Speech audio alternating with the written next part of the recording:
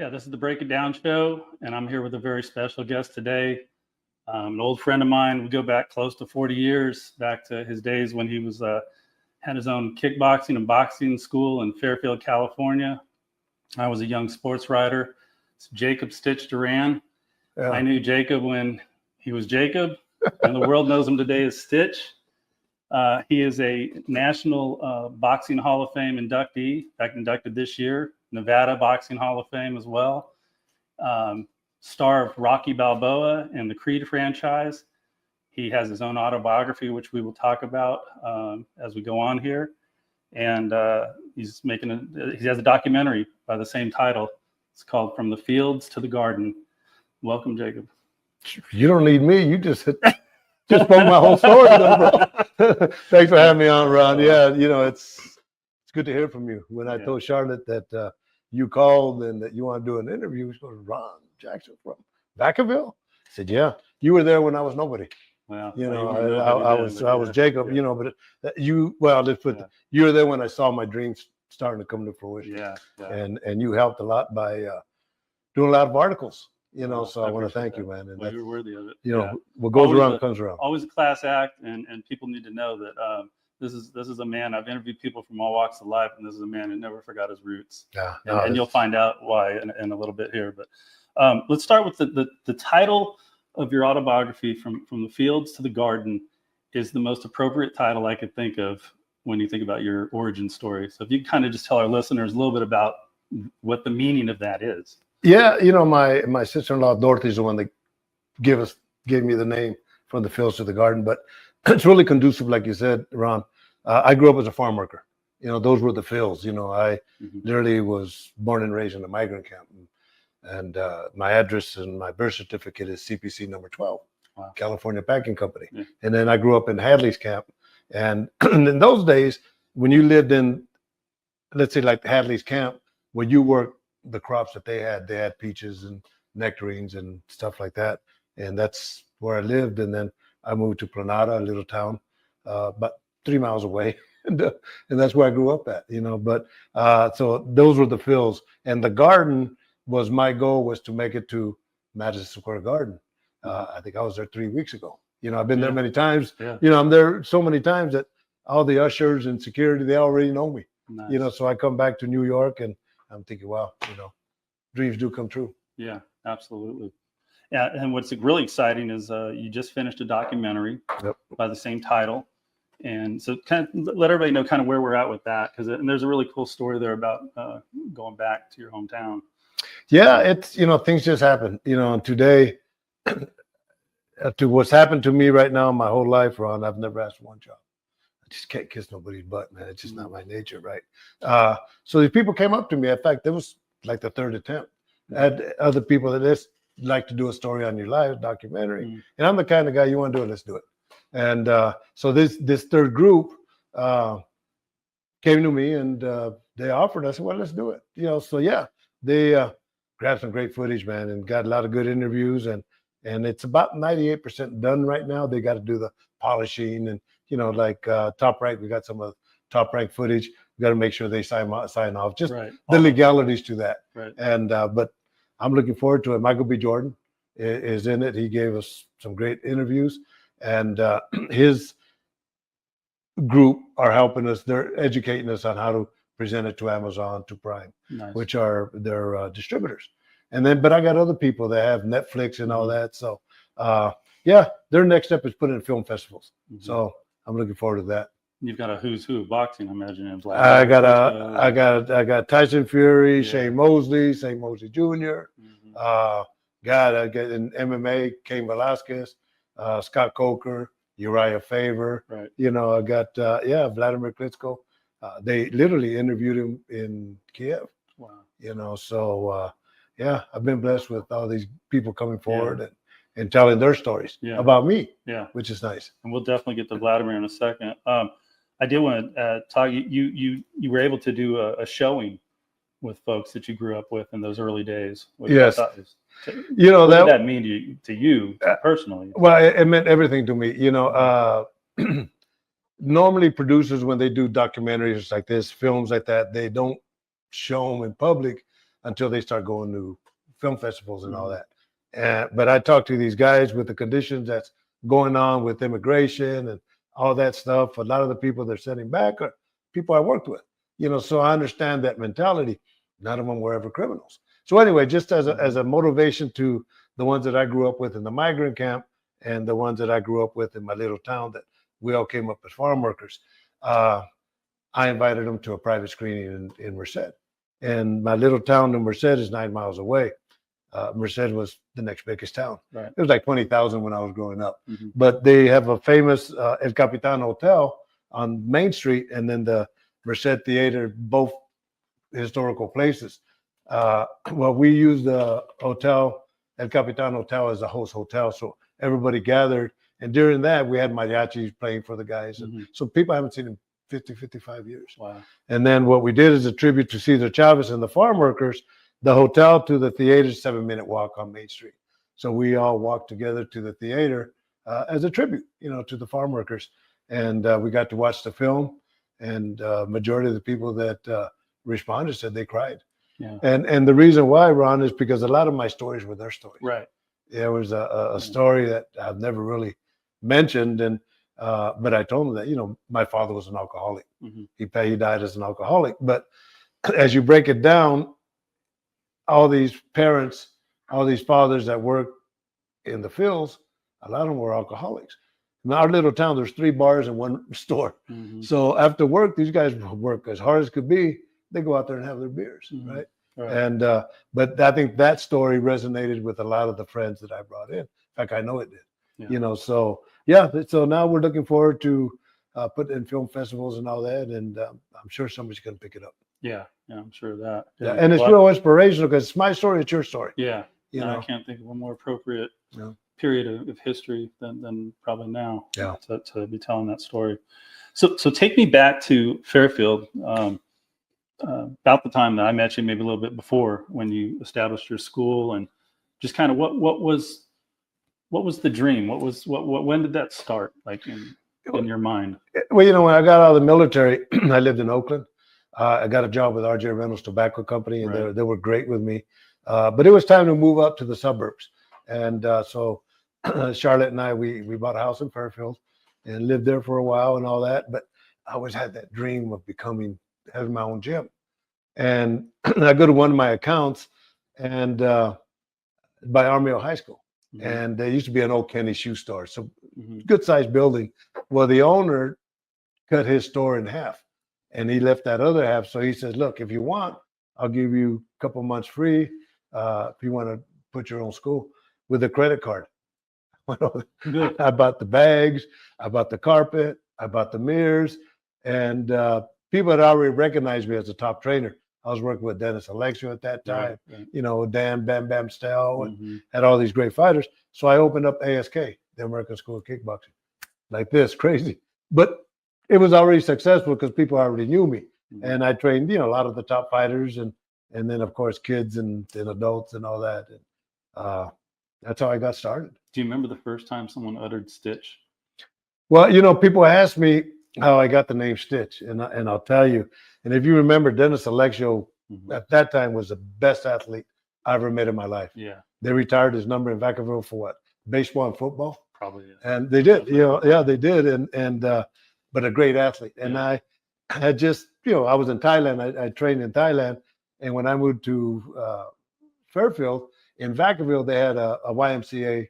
The George Duke Center. Georgia Duke. And I'm in there and I'm kicking the bag and Dennis Alexio's the other side and him and El Lagardo. And he comes up to me and says, man, where'd you study at? And I told him my history, Thailand and all that.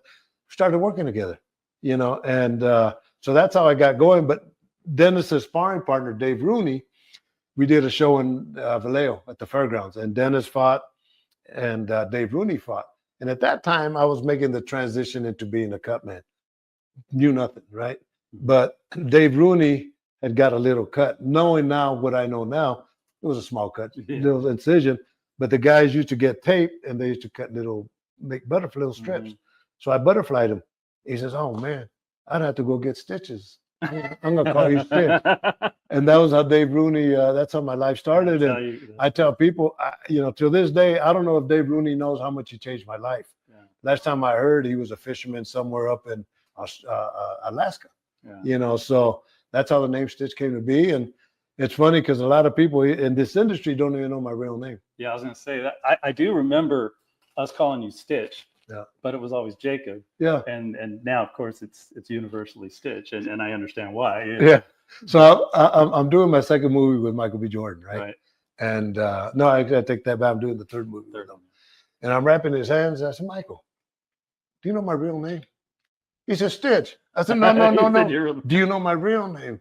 He says, I don't. I said, well, it's Jacob.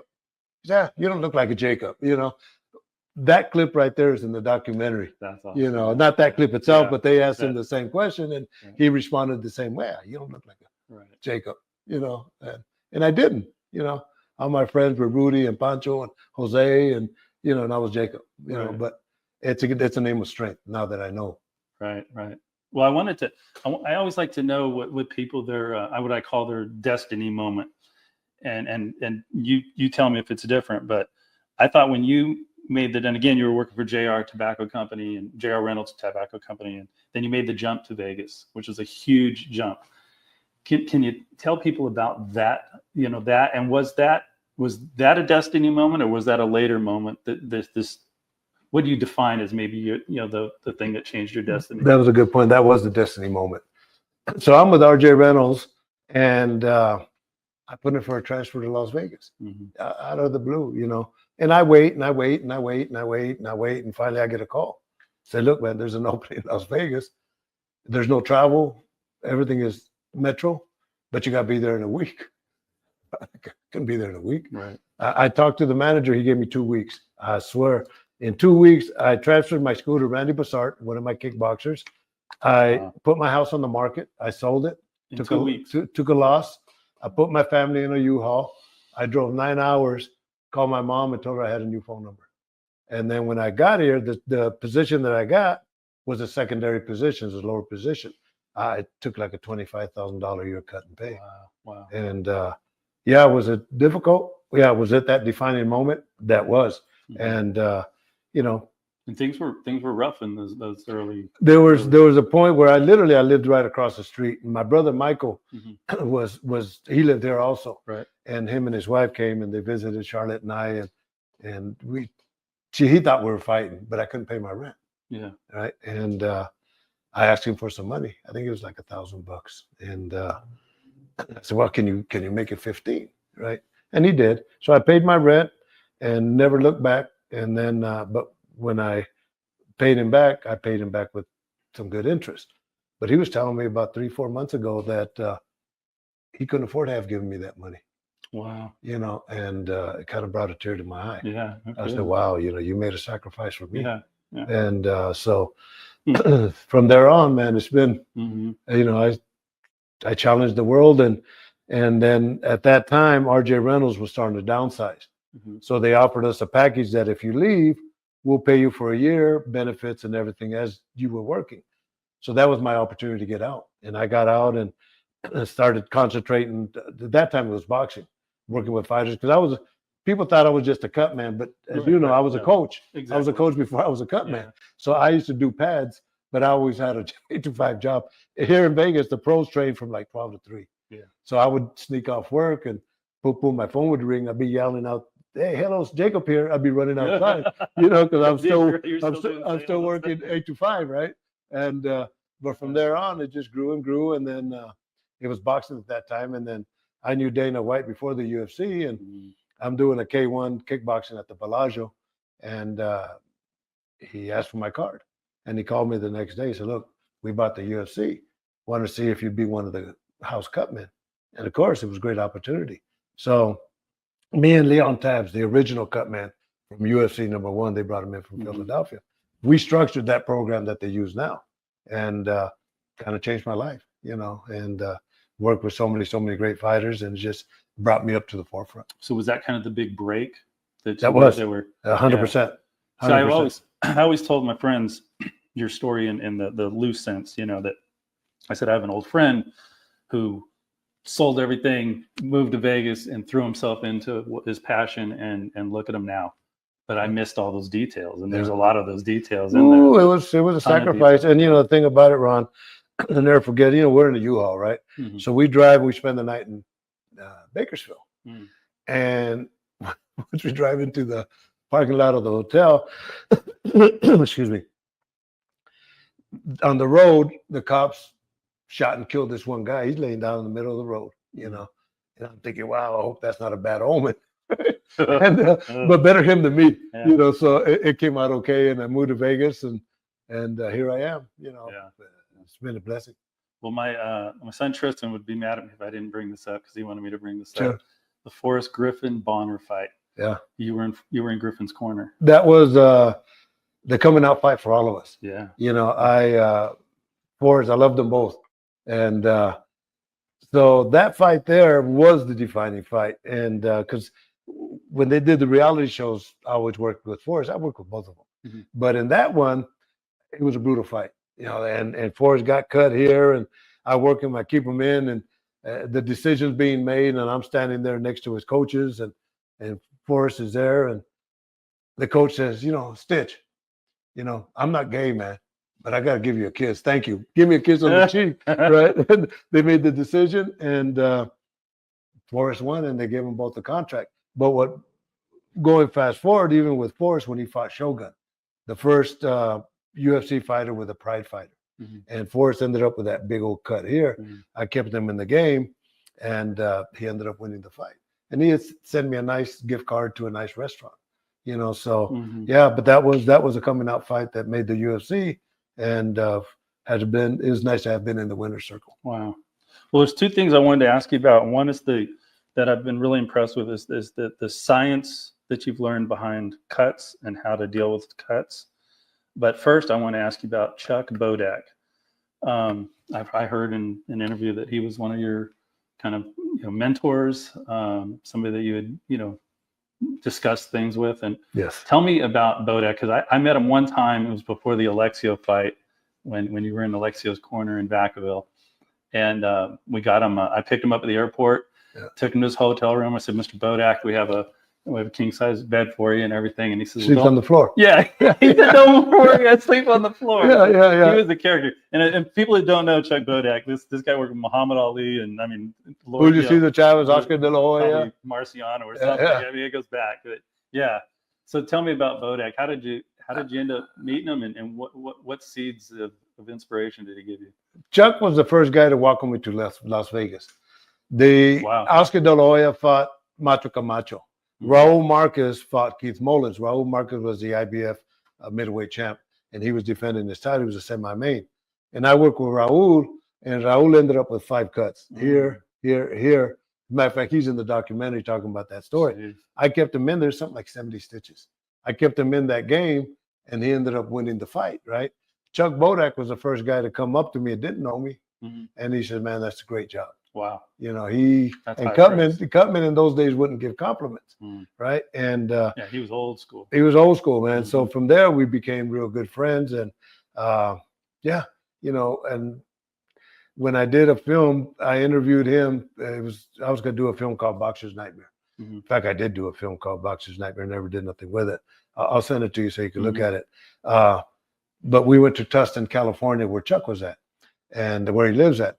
And Dick Marconi, that owns Herbalife, has a big museum, high-end cars and all that, old cars, nice cars, fire trucks and all that, a high-end automotive museum.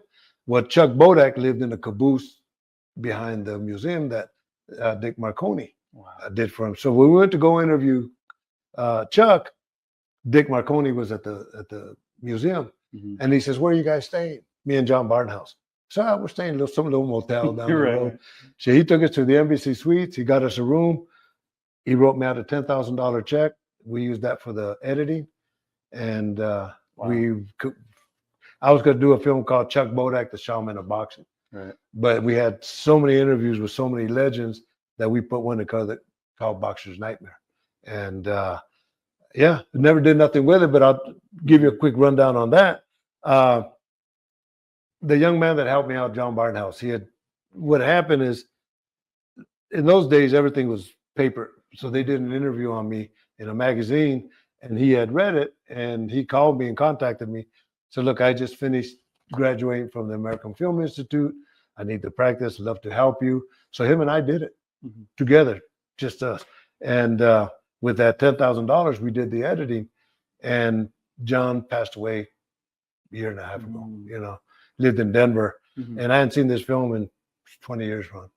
And I looked at it and I'm thinking, everybody I have here are all legends. Every one of them. Half of them are already dead. So I had Mike Tyson before he got his tattoos, Eddie Mustafa Muhammad, Fernando Vargas, Rocky Gannon. Those were the boxers. Referees, Mills Lane, Joe Cortez, Richard Steele, Emmanuel Stewart, his coach, Miguel Diaz, Doc Brodas. I got Joe Lewis's daughter. I got the doctors. Everybody talked about the issues that was hurting boxing then, and they all had solutions.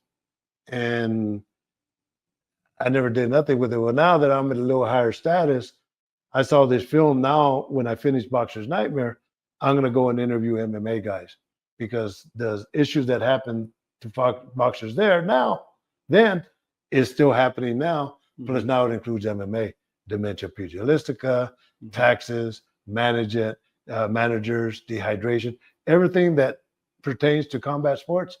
We had an answer for. And so I'll make sure I'll send it to you once we finish, and then maybe we'll do another interview down the road and we'll talk about it. Yeah, I like that. Tell me about the science of it, because you, like you said, you were at a point like all of us. We didn't know anything, and then we knew something a little bit more and more. And you were just, you talk about the science of it. You've gone deep into that. I asked a lot of doctors. I asked a lot of questions, and when I was learning to be a cut man, you remember Will Edgington? Yeah. Okay, out of Sacramento. In those days, not that Will was one of them. In those days, the cut men would not show you what they considered a secret, right? And so when Dennis, Will Edgington used to wrap Dennis Alexio's hands, and Tony the Tiger Lopez, right? Who I worked with against Julio Cesar Chavez, my first world title fight. So I'd be at the other side of the dressing room and watching his technique. So I would go home and I would practice and what have you not. But I remember Bone Crusher Smith fought Marvis Frazier, son of Joe Frazier. I was there in Richmond, California. So I went over there. I was making the transition into being a cut man. And this one guy in one of the earlier fights did a good job. So I said, hey, man, trying to learn to be a cut man. Can you tell me what you did? He says, I don't know if I can use this word, but F you. Because I'm taking this to my grave, and you got to learn like me.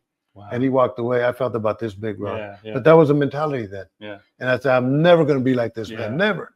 I've done this interview hundreds of times. Never one mentioned his name. Never once. Now I go back with Andre Ward. He's undefeated. I'm in a higher status, and he forgot about it.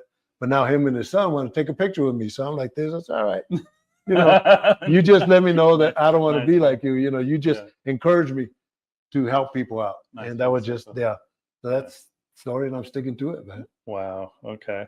Now you, one thing I did want to ask you about too was the mold that you made.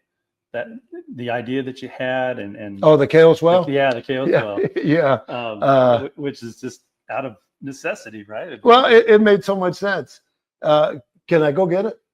Yeah. Well, it's so many of the things that were out there were designed by people that don't really understand. And the end swell, Charlotte called it, my wife called it the KO swell, so we're going with that. But the end swell was flat. And I remember I was coming back from a UFC in London, me and Burt Watson, and we're sitting there waiting for our plane. And I get a water bottle and I go like this, and I'm thinking, wow, they're all contoured, right? So I went home, I came home, I got some clay and I made a model of it. And then finally I made a little thing, and this is what it's at. So if we look at it as if you got swollen in here, see how it's swollen, let's say on the side, I'll use the flat side, right? Well, I went and talked about getting into Rocky Balboa. Let's tell me about that, because you'd already been in film before that. Yes. On some movies. Yeah. But tell me about that call or that moment. So Joe Cortez, the referee, called me. I said, hey, look, man, they're filming Balboa. Would you like being a cut man in the movie, right? And I said, Joe, man, I thank you, but God, I'm working for Fabrice Tiozo. He's the cruiserweight champ from France in Paris. He had a big fight there. And then the week after, I was going to go to England with Audley Harrison, the heavyweight that won the gold medal for England. And I said, no, I can't do it, you know. So I called Charlotte at work, my wife at work. I said, guess what? I got invited to be in the Rocky movies. Oh, good. But I can't go because I got to go to France and England. She says, are you crazy? She says, Rocky's an American icon. You have to do it, right? And she was right. And she was right, man. Yeah, she was right. right. And I thought about it, and I'm thinking, wow. And at that point, I'm negotiating with Audley Harris's management team. I pressed delete, literally, right back here. And I said, look, hope you guys understand from our last conversation to now, I got offered this opportunity. And they say, by all means. Turns out that Teozo's fight in France got canceled anyway. So I called Joe up. I mean, this after I called Joe. I said, Joe, is that opening still available? Yeah. So I brought in Don House, one of the cutmen that I worked with at UFC, and then Livingstone Bramble to work the corner with Antonio Tarver. So yeah, did Rocky. Nice. Wow. Yeah. And that was, I mean, in my opinion, that was the best thing since the original Rocky. Yeah, I agree. That one came back to the roots. I agree. Rocky, he wrote, directed, and acted in it. Yeah. And I have a real nice picture of me. I'm like this on the ropes, and Rocky has his gloves, and he's giving us instructions, you know. And so, now, yeah. And now you're part of the Creed franchise, real close friends with Jordan. Yeah. And one thing I think a lot of people bring this up, and you know what I'm going to say, the iconic moment where you're doing the tap on the tap on the back of the neck. Yeah. It's a big scene. He's got a cut. Or no, his eyes shut. Yeah. You can't see. Yeah. And the refs or the doctors ask him how many fingers are holding up. And you tell him, where did that come from? Let me just start. That came from Ryan Coogler, the director. Okay. He said, Stitch, come here, man. What do you think? And it's bullshit. Yeah. Right. Yeah. If when the guy's eye is closed, you're not gonna let him go out there. Right. But yeah, let's do it. You know, let's do it. And so I'm there, and okay, how many fingers you see? Okay, how many fingers? and all right, good. People loved it when we did the premiere in LA. Schwarzenegger's there, all these actors and all that. During that moment, they all started clapping. But that was Ryan Coogler. Yeah, but I told Stallone, I said, how many times, Slide, do I have to educate people on that cut me Mick stuff? Yeah. You don't do that. You know, number one, you're not a surgeon. Yeah. Number two, you're doing surgery on a dirty environment, right? And then number three, you're going to get blood into the eyes. Right. So that was a negative side to educate them. Right. But the same thing with this. That's right. If a guy can't see, why would you? So where's the line? Because I know you live by the motto. I want to give him one more round. Yeah. I'm here to give him one more round. One more round. Yeah.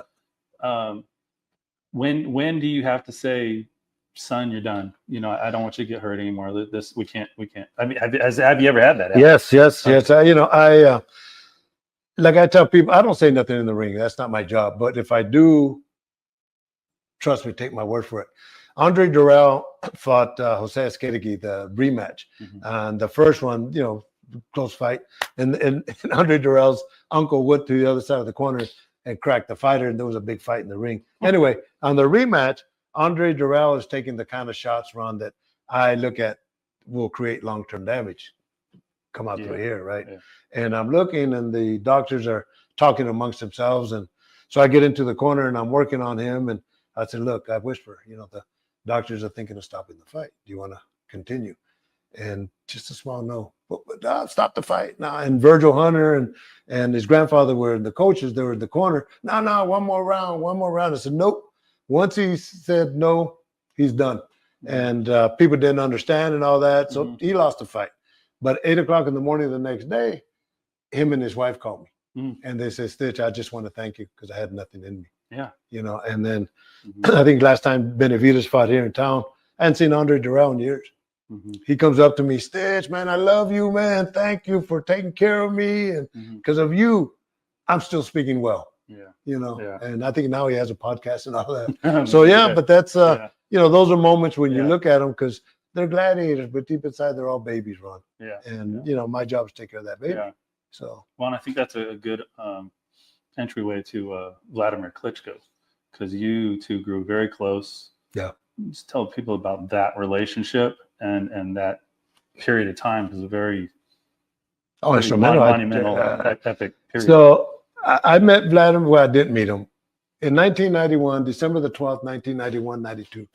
I say 91, Vitaly says 92. Anyway, this was when the Soviet Union first broke. Mhm. The Ukrainians had a team. We took a team of professional boxers and kickboxers to Kiev to fight their athletes. Mhm. And I worked with Mark Longo. Mark Longo was one of the fighters that worked with Dennis Alexio also. So we went up to Kiev, and the Klitschkos at that time were young stars. You see big billboards on them and all that. I never met them, but I knew of them. Yeah. So when they came train here, him and Vladimir Vitali, they're with Kenny Adams. And I talked to him and I told him the story. Oh, yeah, yeah. But the next day I brought the poster. And that was the brand association, right? So when Ocean's 11 came,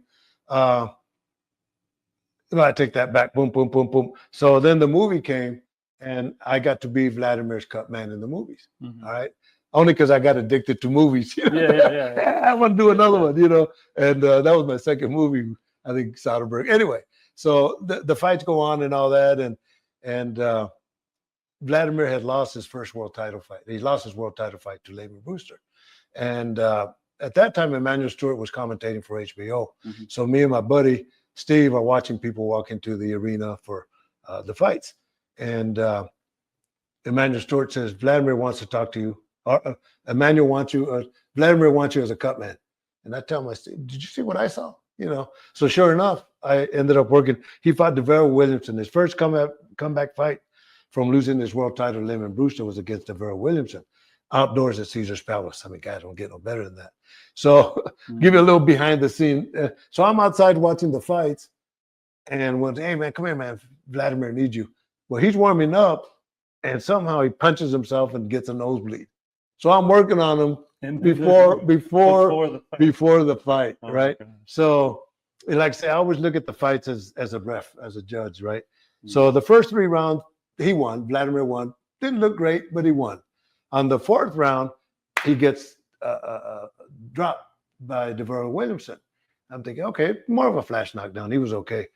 And then going into the 5th round, he gets that unintentional headbutt, that big old cut that Forrest got, that Vladimir got, that big vein. It's tough to stop because I worked on those cuts before in the UFC.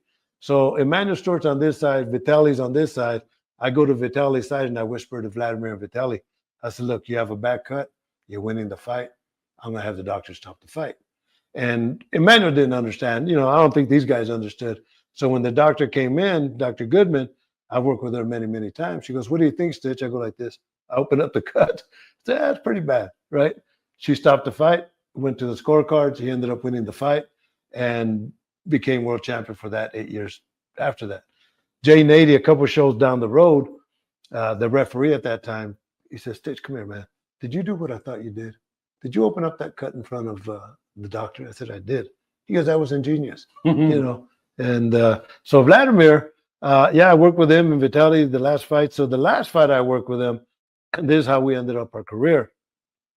I didn't see him until Friday at the weigh-ins. He fought Anthony Joshua, Wembley Stadium. I think it's like 90,000 crazy Brits. 90,000. It's like 150 somewhere else. They're so loud. And I didn't see Vladimir till the weigh-ins because Carla had gotten married. And so I'm talking to him and Vitaly. And finally I go like this. I said, look, don't worry about nothing tomorrow. I'll take care of you like you're my son. And I leave because I know they can't sleep at night. Man, I'm putting the final Vaseline on him like this. And Michael Buffer's ready to do the announcements. And we're this far apart. He says, you could call me son.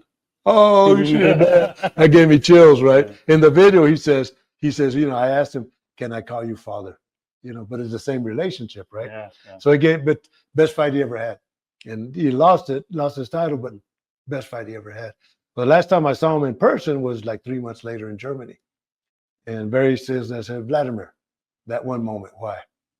He says, Stitch, there's very few people I trust in my life. You are one of them. Yeah.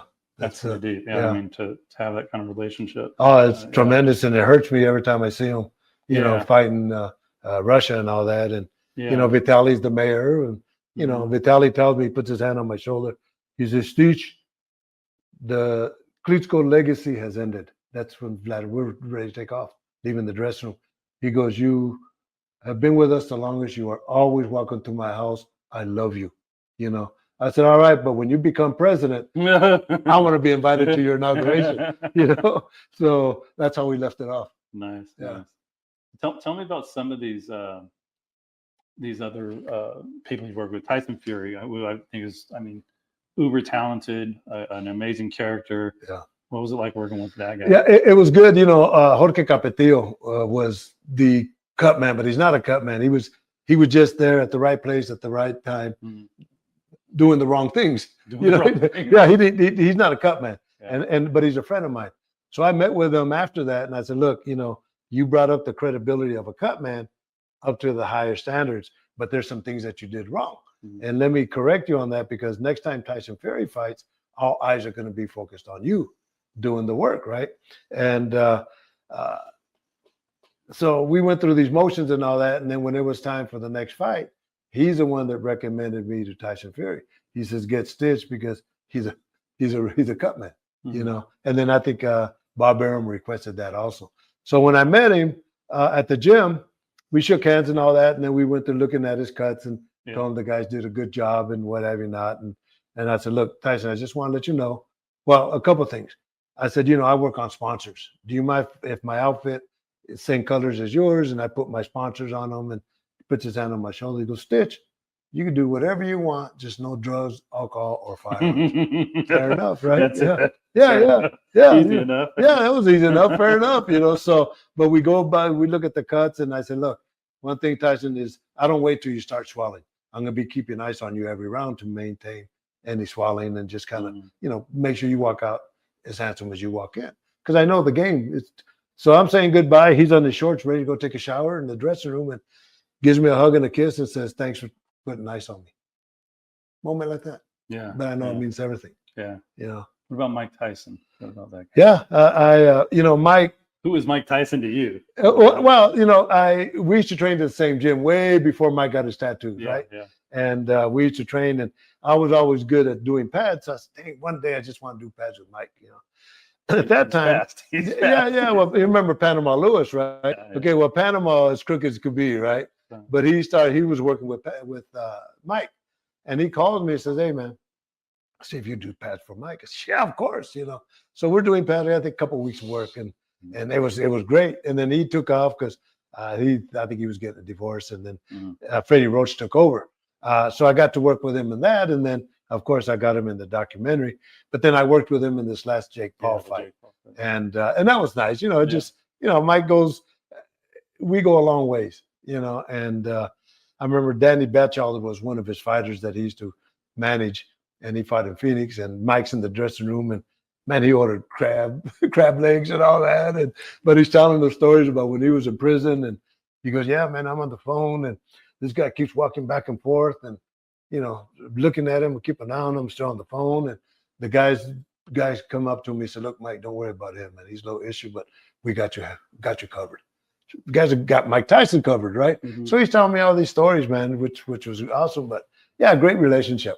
Good guy, man. And just to work with him on this last one was pretty awesome. Yeah, because they'll never step in the ring again. They'll never do it again, you know. And you know, who gets to work with Mike Tyson? Right. You know, and just the end of it, just the person himself. Right. Was good man. I wanted to ask you about, you know, going way back, there were two things I remember mostly about you. One was you were confident, but you were humble. And how was that played out all these years later? I mean, still stay humble, and I still stay confident. And you know? humble. But, and that's number one. Good question. I get requests all the time, Ron. What's it take to be a cut man? Yeah. You know, what's this and that? And I say, well, look, number one is composure. Yeah. You know, if you're out there and you're working on guy and he's like this, you're like this, and you're going to freak him out, right? But composure is number one, you know, and then running everything systematic. So where does that come from? Mentally, I tell myself it's not my cut. Oh, yeah, it's not mine. You know, I don't feel the pain, you know, but no, that's literally, I mean, you got to put yourself in that type of frame, you know, keep your composure, you know, 50 seconds, you know, you got to look at all that. And that's why people say, what do you do in between rounds? Well, my whole focus is your face, right? Yeah, and the rest of the body is everybody else's. That's everybody's. My whole focus is the face, and you know, I have everything already laid out, ready to go. As soon as the bell rings, I'm up there. You know, and if you could get up there, start working in a fighter within, you know, 5-7 seconds, you're doing good. You know, because the last 10 seconds they're running you out. They give you that warning, right? And so yeah, maximize your time. So many proud moments. Is there one that stands out that you haven't shared? I mean, is there one that stands out more than others? Because there's been many. Too many of them, man. Yeah. Too many. It just kind of sits there and blows my mind. But I will tell you one on the Creed movies. Yeah. Which actually just definitely didn't hurt my career. Well, in the movie, my name was Marcel once again. And I get the script. I said, well, I don't know anybody named Marcel, right? Who's so Marcel? yeah, who's Marcel? So I got to figure out how to change that, right? But when it was time for Rocky to introduce us to Adonis in the beginning of Creed 1, Sylvester Stallone says, "Oh, this is Stitch, the best cut man in Philadelphia." And bro, you don't think my heart was beating? Just like, yes, The next day I went, and because we had so much time together and in breaks, and I said, "Man, I just want to thank you." Sly. He goes, "No," he goes, "It has to be authentic," and so the name Stitch stuck with the Creed movies. Now, when young guys come up to you and ask you for a tip or something, I mean, I always give it. Yeah, I always give it. You remember back. Yeah. It's never gonna be like that piece of garbage, right? So about 3-4 months ago, I put a video together called "Giving the Fighters One More Round," and on September 20th, I do a seminar in Mexico, and there's like 120 people show up, big, but I can't do them all the time. Yeah. So me through my son-in-law, homie, we put a video together. That shows everything: how to wrap hands for boxing, how to wrap hands for MMA, how to work on cuts, how to work on swelling, the medications, what the purpose are, everything that is under my umbrella. I put it on a video, and it's only $50, but it's not to make money. It's to people can look at it and base their opinions on what I've said. Mm-hmm. The money that comes in, I share it with my kids. It's not about the money. It's about, but that's available at stitchduran.com. Okay. Yeah, just educate. That's my whole legacy, Ron. As I retire in this game, not retire, not even a job, but as I no longer do this, I want people to say that I made the game a lot safer. Mm-hmm. I helped make it a lot safer. Yeah, so. Nice. I wanted to end on one little story because I think it goes back to how you were Stitch, and you're very recognizable world over. Yeah. Anybody that's watched combat sports knows your face, knows your name, knows Stitch. Yeah, it's a brand. And I thought one of the funniest stories I heard, and I'd love to hear it again, I know the listeners would, is the time you were walking outside of an arena and you saw a fight with a couple of fans. Yeah. Please tell me that one. At the Staples Center. This one's classic. Yeah, at the Staples Center. It was a UFC card that we did there. And the hotel we're staying at's 2 blocks away from the Staples Center, right? Mm-hmm. So after the fights, you get your bag and we're lugging it towards the hotel, and people are out there, and we're taking pictures and all that. And all of a sudden, to the side, I see this guy push this one guy, older guys, And I think, okay, man, playing around with MMA and all that. But this guy pushes him so hard that he falls and he knocks him out. And then, gee. So I go and I get my stuff and I start working on him, and he has a cut. So like I said, I get my stuff and I start working on him and all that. And he comes through. He goes, Stitch, I can't believe you're working on me. Oh man, what the hell? So I literally, I'm closing the cut. And I tell his buddy, keep pressure on this. Take him to the hospital. He's gonna need stitches. And but Stitch, I can't believe you're working on me. Oh, what a day I'm having.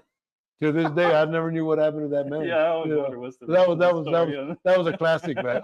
Stitch, Stitch, I can't believe you're working on me. Oh my Lord. Well, Zach contacted me. He's a teacher in Germany. Mm-hmm. He teaches the military kids. And let's do it. But just by the stroke of luck, 3 weeks later, I was going to be in Germany working with Vitaly Klitschko. And I think where they were at Rheinstein, they were like an hour away. So we met, shook hands. He played baseball. I played baseball. He was from Oklahoma.